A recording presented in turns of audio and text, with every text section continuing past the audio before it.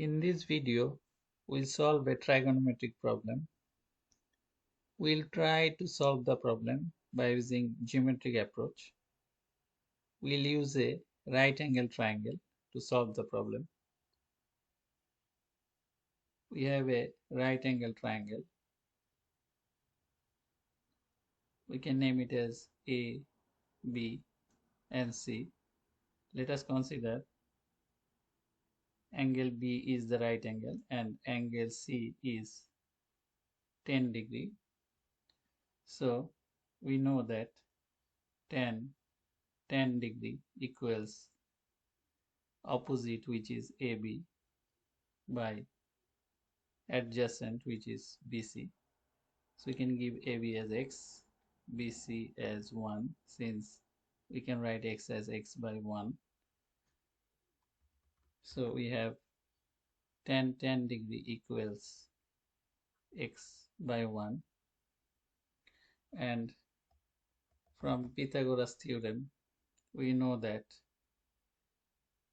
AC equals the square root of AB square plus BC square equals, if we put the value of AB, which is x square, and the value of BC, which is 1. 1 square means 1. Now, if we extend BC to the point D in such a way that AC equals CD, and then we need to connect A and D. So the angle ACD will be 80 degree and the angle CAD will be 5 degree, and also the angle CDA will be 5 degree since AC equals CD.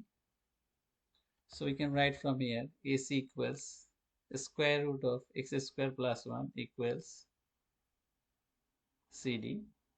Now from the larger triangle A, B and D, we can get the value of tan 5 degree. We have tan 5 degree equals, opposite is AB and adjacent is BD. In this case, we can write as AB by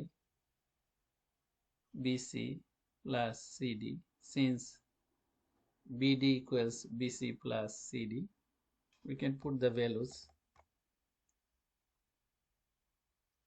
AB equals x, BC equals 1, and the value of CD is the square root of x square plus 1. We can write this as x by x square plus 1 plus 1, and we can multiply both by x square plus 1 minus 1, x square plus 1 minus 1. Then from here we can write x times x square plus 1 minus 1, and in the denominator we can write a plus b times a minus b formula, and we can write x square plus 1 whole square minus 1 square. From here we can write x times x square plus 1 minus x, and from the denominator we have x square plus 1 minus 1. We can cancel this 1,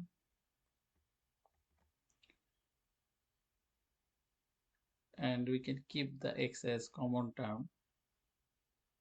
X square plus 1 minus 1 by x square we can cancel x and we can write x square plus 1 minus 1 by x. So this is the value of tan theta or tan 5 degree in this case. So this is how we can get the value of tan 5 degree by using geometric approach and using a right angle triangle. So this is our desired result. This is the end of this video. Thanks for watching the video.